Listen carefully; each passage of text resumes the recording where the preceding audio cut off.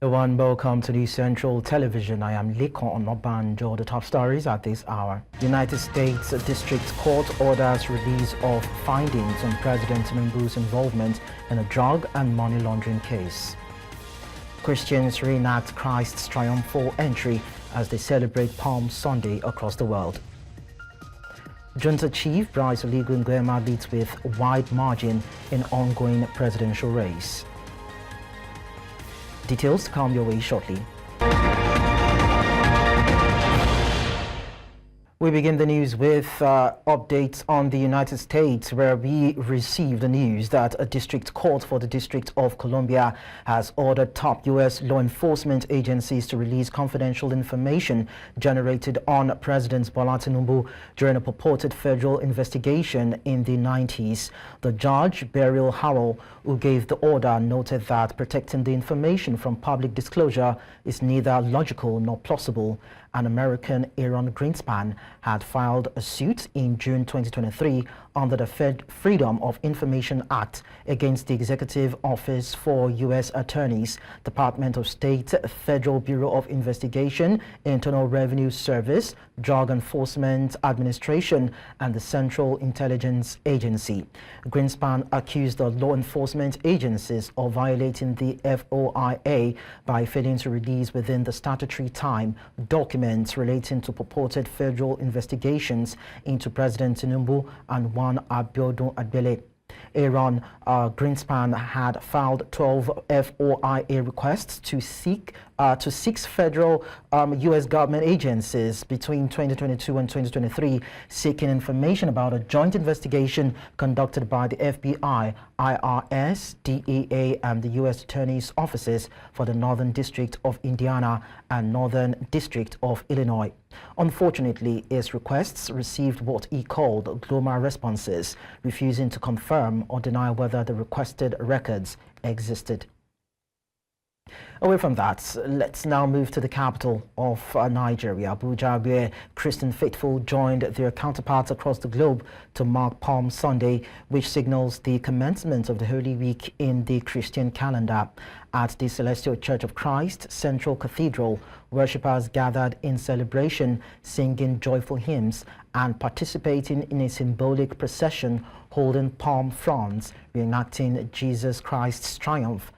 His triumphant entry into Jerusalem. The atmosphere was one of reverence and festivity as families, friends, children, and elders came together to reflect on the significance of the season. Church leaders urged believers to embrace humility, peace, and sacrifice as they prepare for Good Friday and Easter Sunday. Palm Sunday holds deep meaning for Christians, symbolizing both celebration and the beginning of Christ's journey to the cross. Today is the beginning of the journey for our redemption. Christ started the mission for which he came to the world today.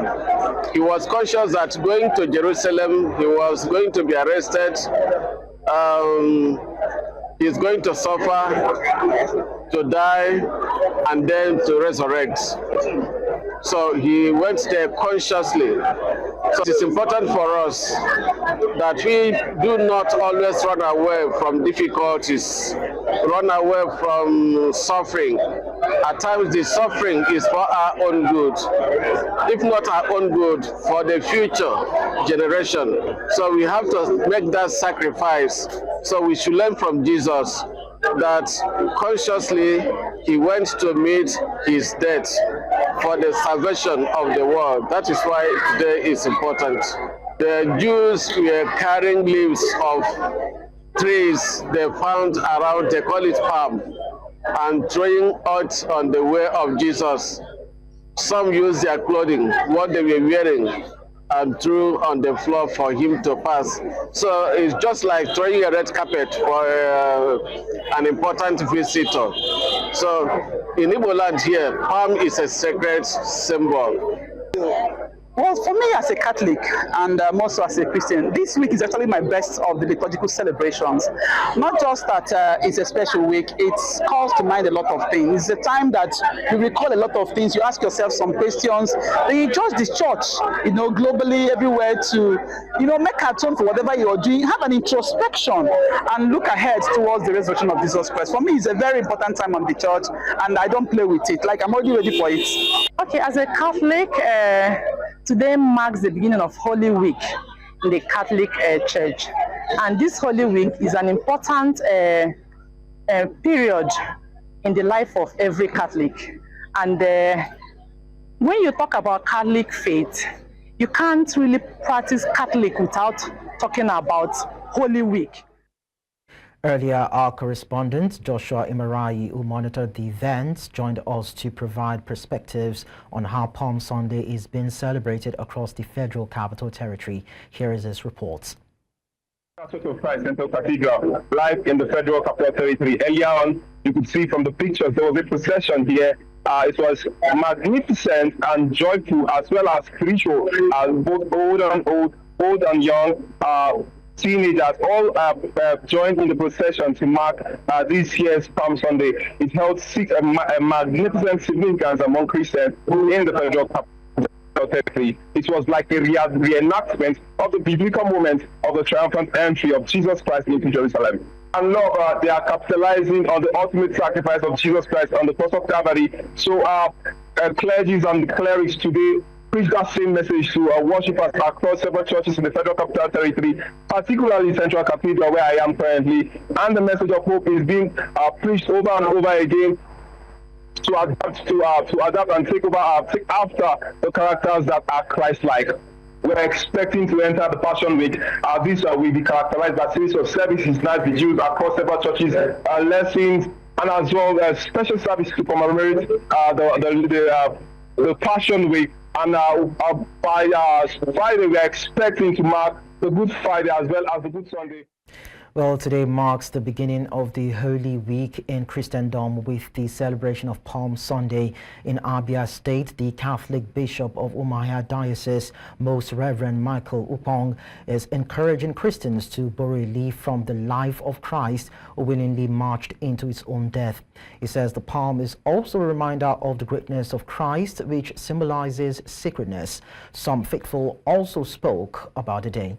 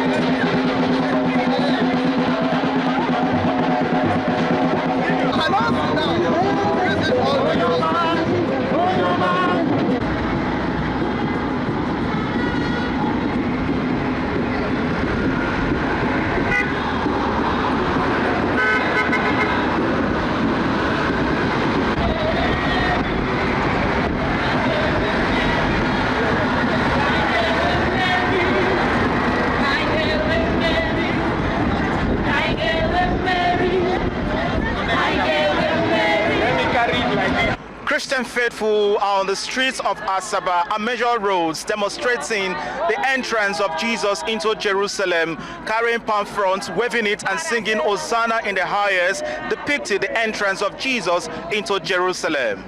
And what does this symbolize to Nigeria Christians and Christians all over the world, including Nigeria leaders? For we Christians, it's a day of rejoicing.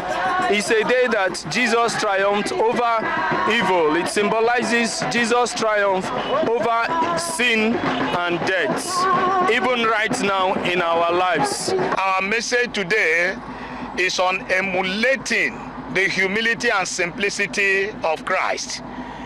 Though he is God, but he never arrogates power to himself. He humbly took the form of a servant and made it clear to us that no matter what or whoever we are, we should humbly identify with the humility of Christ and live for him. Because Jesus Christ has this as a symbol of his supremacy, the symbol of his being the king of the world after his resurrection, we too who are Christians must also know that this is a mark that we will not end in life, in the death. We're also going to rise with him and continue. As much as possible, be practical Christians so that we can together conquer the reigns of the evil ones. Now, Jesus Christ has been recognized as the King of Kings, the Savior of the world. And a day like this, over 2,000 years ago, he was welcomed into Jerusalem. The Palm Sunday begins the Holy Week, the betrayal of Jesus, the trial, the crucifixion, and resurrection from the dead on Easter Sunday. In Asaba, for News Central, Austin Azu.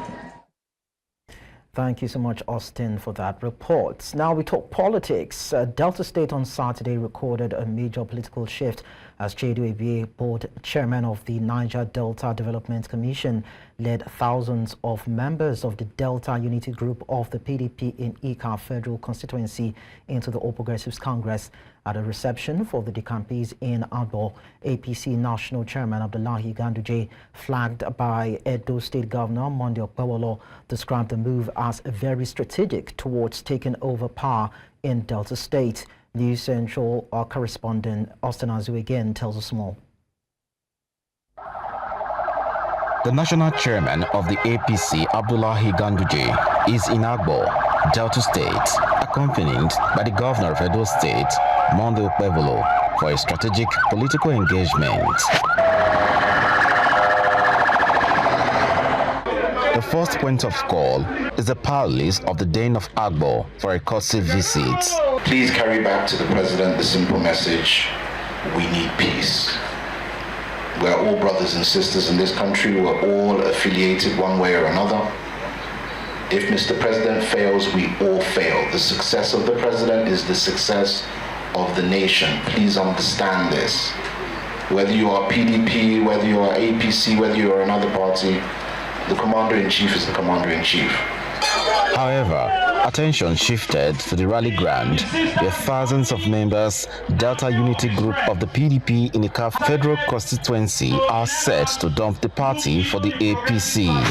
Today is the liberation of the Ika people.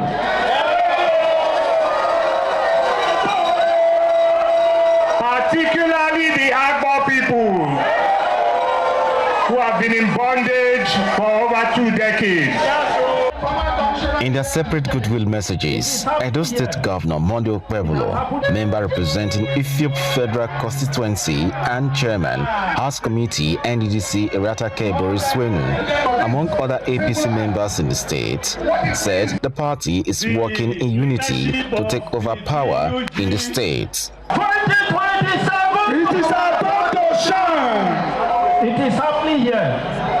It has happened in Edo. Yes.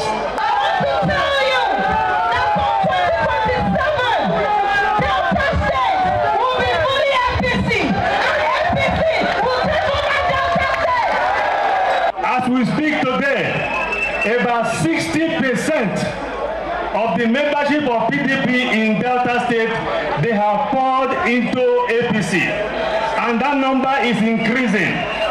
The national chairman of APC welcomed the defectors and declared that the party is poised to capture all Nigeria states by 2027.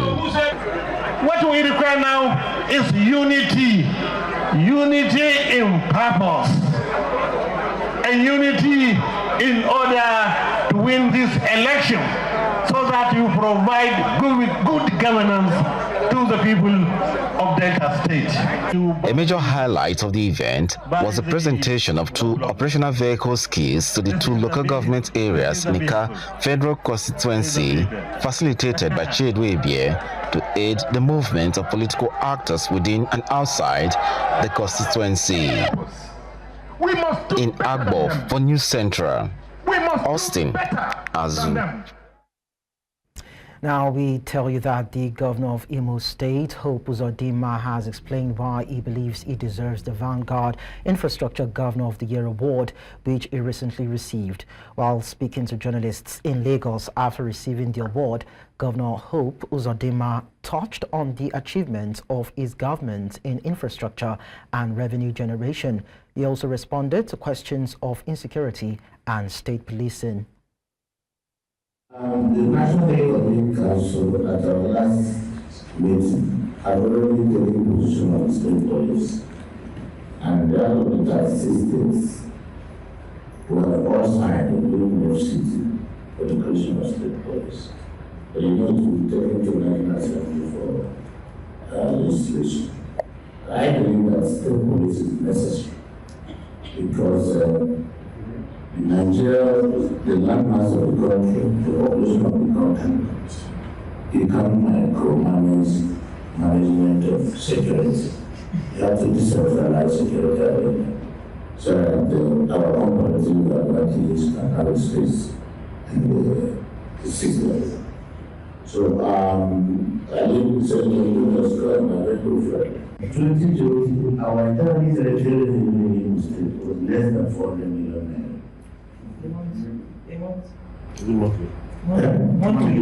Monthly. Less than 400 million naira. As I said to you, we are very close to 4 billion. I installed a land acquisition system and automated the processes for regulation of taxes and royalties. We have minimized the various minimum leakages. I stopped the idea of hiring consultants to the We have a simple treasury account system. So everything is automation, both the formal revenue and the informal revenue. And you are still counting. I'm almost confident that by the end of this year, we will be close to 5 million a month.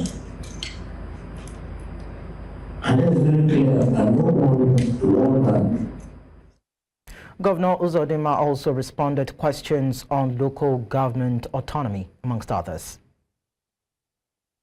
Of course, you know this is why I came because of insecurity, so-called insecurity, and what happened within the state of Imo. That we operated the caretaker committee. It got to the point it became necessary that we must now democratize the government. And we conducted a very transparent. Let's now head to Abia State, where former President Olusegun Obasanjo says it is possible for Nigeria and the continent of Africa to have good leaders in power with the will of the people. The former president made these statements during the commissioning of a reconstructed section of the Umuahia Uzuakoli Abriba Ohafia Road in Abia State. News Central's Chinwe Ogele tells us more. The situation that we are in today that is bad can be made good even tomorrow. All we need to do is to make sure that at every level we have the right leaders with the right team. The full length of the road is put at 46.3 kilometers and is being handled by 3 construction companies. The road traverses 4 local government areas of Abia State, which include Umuahia North, Bende, Isukwato, and Ohafia. Having been in a very bad shape for a long time, with periodic poorly done repairs on the road, commuters and those who live around the vicinity are thankful that travel time has been reduced on the road. 48 years so I'm the best. Among the best. La galoza isim lebi kala do ruonga m na-aga nnọta isi awụwa m betike mgbe ọ nọchara ụzọ ọnwa obi ụtala atọ m na-aga m na-emecha anya na-aga ebe m na-aga obi da anya ụtọ from now to Uzakoli to Umuahia ole rudu even 20 minutes iruola Umuahia. They also say their businesses will now thrive. ma taya anyị ọ na-esevụtara anyị taya sef ị ga-egogide taya ike agwụ bọta oto o mere ya na anyị na o mere ọfụma. Governor Alex Oti believes barriers that hinder growth and expansion are gradually being removed when such infrastructure is in place. Beyond just fixing roads and other infrastructure needs, our overarching governance goal is to create wealth for the people by opening up our communities to the wonders of investments, production, and trade. He commends the people of the state for paying their taxes, which are being used to provide democratic dividends. Thrilled by his performance, former President Olusegun Obasanjo, who commissioned the project, recounted how bad the road was when he plied it some time ago. This road, you are all talking about it. I've gone on it. I went on it to Abuja. It was hellish. Work is still ongoing on the remaining sections of the road. In Omahia for News Central, Chinwe Ugele. Let's go on our break. When we return, Attorney General of the Federation yet to be served summons on the suit filed by 11 governors of the PDP challenging suspension of Rivers State Governor Siminalayi Fubara. We'll tell you more when we return. Do stay with us. Many thanks for being there. Let's talk security now. 9 commuters have been killed and several others injured in an explosion along the Maiduguri-Damboa Road in Borno State. The blast was allegedly caused by an improvised explosive device planted by Boko Haram terrorists on the deserted road, which runs through the Sambisa forest. The explosion occurred on Saturday as a military-escorted convoy was transporting passengers from Damboa to Maiduguri. Eyewitnesses reported that multiple vehicles were affected, with injured victims taken to a Maiduguri hospital for urgent treatment. In the meantime, Borno State Governor Professor Babagana Zulum says Nigeria's Minister of Information is naive of the security situation in the state. This was shortly after a sympathy visit to the State Specialist Hospital Maiduguri, where victims of recent Damboa attack are receiving medications. The Damboa attack led to the death of 8 people and several others injured. But according to Borno State Governor, this will not demoralize efforts to maintain security and stabilize the region. I don't want to join issues with the Minister of Information. I believe he's naive of what is happening in the country. He doesn't know what is ongoing in the country. Our discussions during the Security Council was not bad. We just raise an alarm that there is a resurgence of Boko Haram activities in Borno State, and there is a need for Borno State government, the military as well as paramilitary, to work together in order to abut the looming situation. I think this is a very good advice. Nothing has been said again. But most importantly, I want to assure you that we have been to Abuja. We met the service chief, especially the CDS, Chief of Army Staff, Naval Staff, as well as Air Staff. We receive assurances from them that they will do everything possible to control the situation. Still talking security, the governor of Plateau State, Caleb Mutfwang, has pledged government assistance to victims of the April 2 violent attacks in Bokos, which he described as senseless killings and genocide. The governor was speaking during his visit to commiserate with the victims, as well as carry out an on-the-spot assessment of the tragic incident. The Central's Chizobayingwe was on the governor's entourage and now completes this report. This is Hulti, one of the affected communities in Bokos local government area, where many lives were lost and left unquantified property destroyed. Governor Caleb Mutfwang is here to feel their pain and reassure them of his commitment to making their lives better, especially in the areas of road construction and telecommunications networks, which are said to be the major constraints for swift security response. No matter how many security men we bring here, they can only help us. We ourselves must rise to the occasion and do the needful. Government will stand with you. We have seen the terrain. We're going to go back and discuss how to improve the road network in this location. We're also going to see how to improve the telecommunication presence in this location and make sure that by the grace of God, we make life better for you and so that you can continue to thrive. Despite their present predicament, Governor Mutfwang challenged them to be undaunted. This attack is to keep you in poverty. This attack is to enslave your minds, to become slaves in your own land. I want to urge the youth of this village to rise up to the occasion. The youth of any community are the strength of the community. And it is time for us to put aside our differences. It is time for us to unite and live as one people. At the gravesite of the victims, prayers were said for the repose of their souls, while the governor promised to immortalize them. Over 2,000 people now take refuge in 4 different internally displaced people's camps in Bokos. Most especially the houses that we are born. We want the government to help us and rebuild the houses for us. And this is rainy season, and we want to go back to our farm because this is our source of living in the community. We need the government to ensure that we are safe. And also our roads are not good. That's the main point where they got to us and they killed so many people. My house is they're born all. I need government to help us.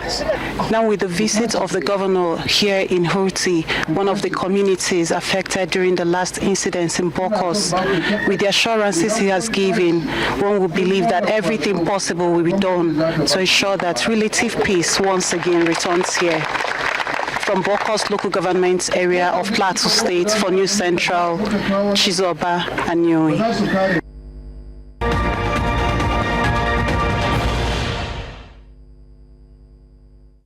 Let's now talk judicial matters. The Office of the Attorney General of the Federation and the federal government are yet to be served summons on the suit filed by 11 governors of the People's Democratic Party challenging President Bola Tinubu's suspension of Rivers State Governor Siminalayi Fubara. This is according to sources in the Office of the Attorney General of the Federation. Also being challenged by the PDP governors is the president's declaration of a state of emergency rule in Rivers. The AGF and the federal government are listed as defendants in the suit. In the suit, the attorneys general of Adamawa, Enugu, Osun, Oyo, Bauchi, Akwa Ibom, Plateau, Delta, Taraba, Zamfara, and Bayelsa states are asking the Supreme Court to determine if the president has power to suspend a democratically elected structure of a state. Well, earlier we were joined by a legal practitioner, Henry Ekene, who shared his thoughts on this. Let's take a listen. President of the state of emergency in Rivers State, I hold a very strong view and I emphasize, though unjustified, orchestrated, unconstitutional, there have been a number of reactions, and I think one of those reactions is the one by the governors on the platform of the People's Democratic Party. It's a justified reaction. It's one that every citizen has a responsibility to uphold the provisions of our Constitution, ensure respect for the Constitution, especially the governors of the respective states who have also sworn to an oath to so uphold the provisions of the Constitution. So it is justifiable for the governors of those states, those People's Democratic Party states, to approach the Supreme Court to give effect of what we all already generally know, that the action of Mr. President, unfortunately, in this particular instance, was unconstitutional.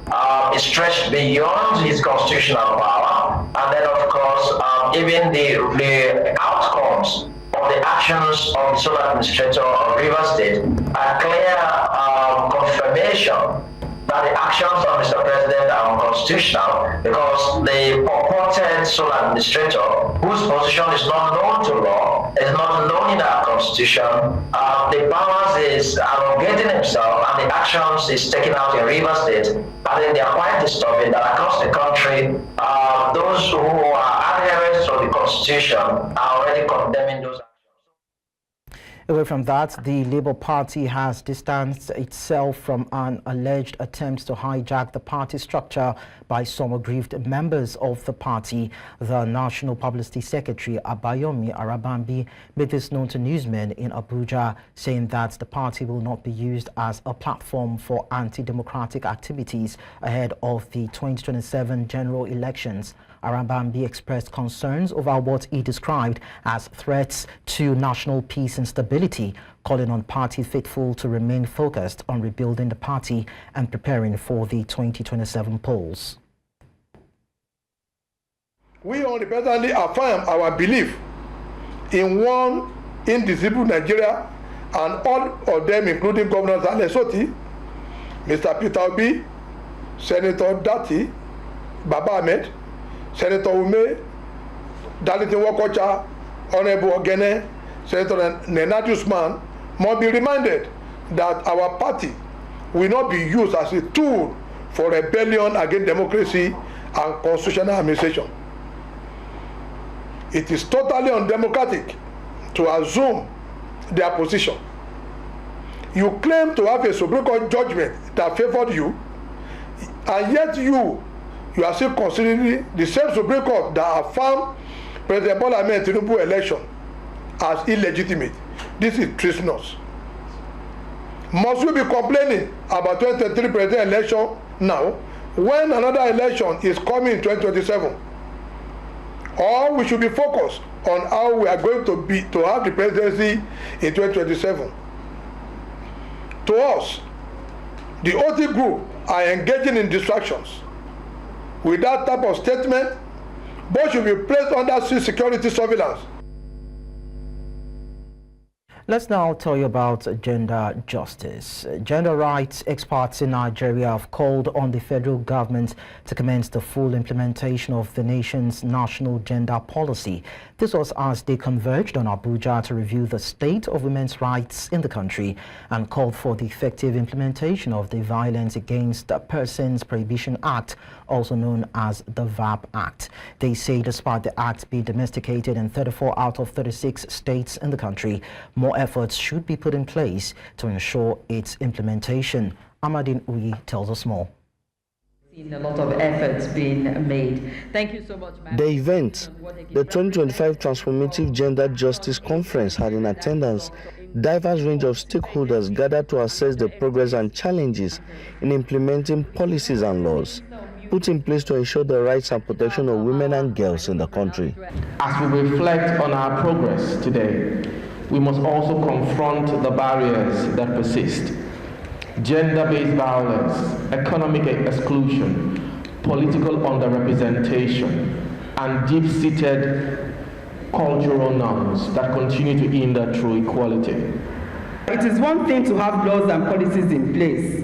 If they are not implemented, if they are left on shelves, and if we don't have the resources, the cohesion and coordination, we are going to continue to have these policies and legislations that will mean nothing in the lives of ordinary people.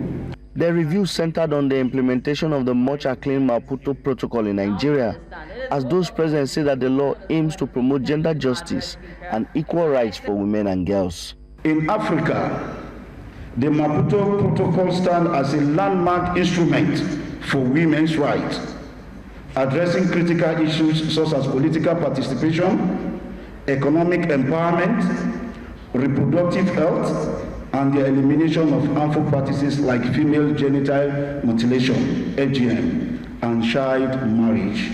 The former First Lady of Ekiti State, Bisi Fayemi, also highlighted several measures that can improve the lot of women in the country, while the country director of the Christian Aid expressed the importance of ensuring gender justice. We need to domesticate the National Gender Policy of 2005, which was revised in 2002 by all states in Nigeria. We need to have effective implementation of the VAP Act. 34 states out of 36 have passed the VAP Act, but we need effective implementation across the 36 states. We firmly believe that gender justice is not an option, but a necessity. It is the fundamental to achieving sustainable development, fostering social cohesion, and ensuring equity for all. Those in attendance called on government to progress beyond policy ratification and ensure the implementation of available policies. In Abuja for News Central, I am Amadin Uyi. Coming up on the news. In Sudan, activists accuse paramilitary forces of killing 56 persons within 2 days in Darfur. We'll tell you more about this and bring you all the stories in a short while. To join us again.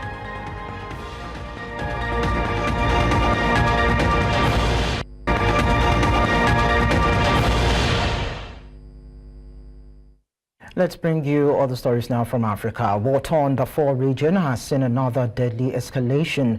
Activists on Sunday report that paramilitary forces from the Rapid Support Forces, or RSF, killed 56 civilians in the town of Kadada over 2 days. The victims, allegedly targeted along ethnic lines, included the local hospital director. The RSF seized the town, located 180 kilometers east of El Fasher, just a day before the attacks. Communications have been cut and 14 residents remain missing. This comes as the RSF intensifies assault on El Shafar, the army's last stronghold in North Darfur. The United Nations has also reported over 100 people are feared dead in nearby camps amid growing concerns of famine and mass displacement across the region. In Côte d'Ivoire, former President Laurent Gbagbo has declared his determination to run in October's presidential election despite being officially barred due to a past criminal conviction. Speaking at a packed rally in Abidjan, Gbagbo criticized the country's electoral commission, saying he can no longer accept an electoral commission that crawls.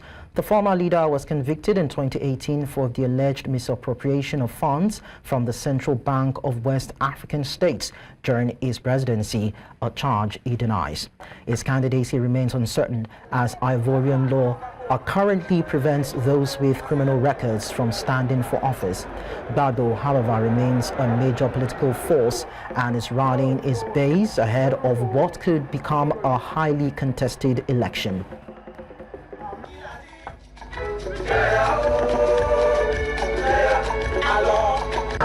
Aujourd'hui, nous sommes à une période où il y a l'élection présidentielle qui arrive dans 6 mois et en même temps où il y a la commission électorale indépendante qui boite. Elle boite. Elle boite au lieu de marcher.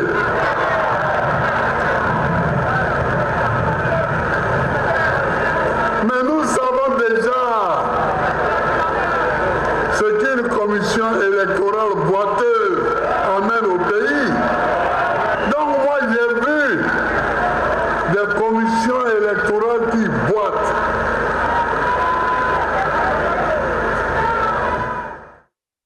In a related development, Gabon's junta leader Brice Oligui Nguema is reportedly leading by a wide margin in the country's presidential election, the first since he seized power in a 2023 coup. State media on Sunday said Nguema was well ahead in several provinces, with some polling stations reporting 100% of votes in his favor. While official results are pending, voter turnout reached 87%, with many citizens hopeful for for a change. Calm has prevailed in the capital, Libreville, a stark contrast to past unrest. Nguema, who ousted the Bongo dynasty last year, pledged a return to civilian rule. Critics, however, question whether the former general has truly broken from the past. Final results are expected later today.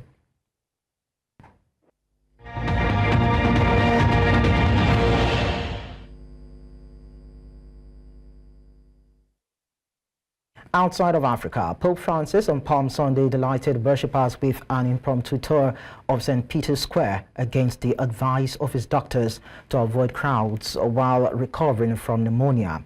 For the second Sunday in a row after the longest hospital stay of his papacy, the 88-year-old pontiff left his Vatican quarters, handing out sweets to children and shaking hands while doing the rounds of the Vatican landmark.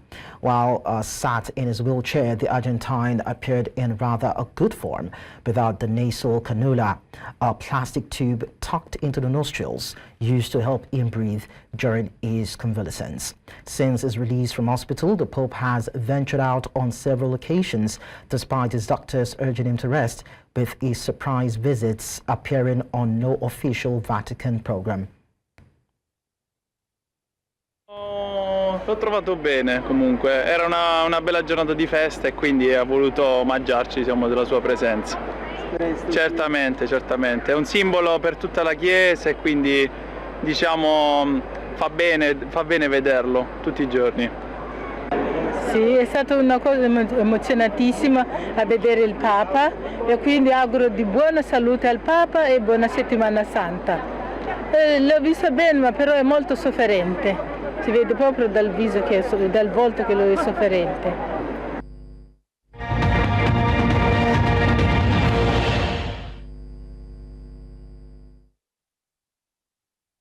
In sports, Enugu Rangers will pay tributes to late Nigerian football legend Christian Chukwu with a minute's silence before kickoff and a minute's applause in the 74th minute of Sunday's fixture against Heartland FC.